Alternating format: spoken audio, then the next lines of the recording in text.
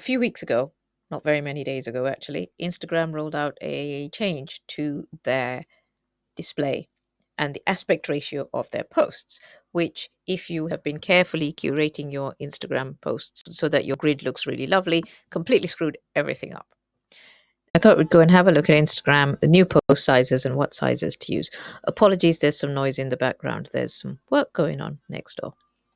Okay, so this is my Instagram feed. This is the grid. Now, I was trying to make a nice grid, but I've already screwed it up, as you can see. I'm not very good with Instagram. You can have posts, which are like this ones. So these are static. And you can have reels, which are videos. And these are, as you can see, a little bit narrower and a little bit taller. And you can also have something else, stories, which are the same size and shape as reels.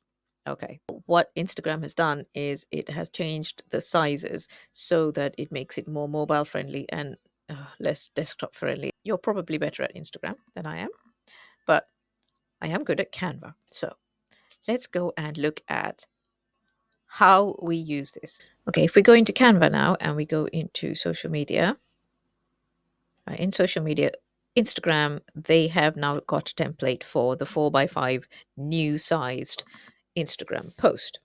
They still have the Instagram square, that will still work, and they also have the Instagram reel, that still works as well. But, because you knew there was a but, right? But when you look at the grid, it automatically crops out the edges of your image to fit the grid, which means that all of the important stuff needs in the middle. And let's have a look at the margins for that. This was quite fiddly, so I've done some calculations and I've got things ready for you. And let's go and look at the Instagram posts. I've made myself this template so that I can actually, when I'm doing my own, what I do is I open this template first and then I make a copy of it. Let's open this. This is Canva Tips for Authors, where we show authors how to use Canva for their book marketing. If you are an author and would like to talk to other authors about how to use Canva and maybe get some feedback on your designs, come join the Facebook group. It's free. The link is in the description. If you'd like some other free stuff, sign up to the newsletter. Again, link in the description. And if you'd like to say thank you for all these resources that I'm providing, there is a link just down at the bottom there where you can give. So this is the Instagram post template. So this is your 4x5 ratio portrait feed, which if somebody is looking at your post, they will see everything that's in the white area here, the whole of it. But if they are looking at your grid, they will see everything minus the edges. So this is quite a small margin, really, 34 pixels either side. But this is your safe area. For Instagram Reels, again, if somebody is looking at the whole reel on your phone, they will see all of it. But if they are looking at the grid, they will only see this bit in the middle here. So this is the same margin either side is 34. It should be 34 pixels either side and 260-ish pixels from the top and the bottom get chopped off. So make sure that any important information, your book cover image, your price, whatever your text is, all of that is in this central bit here.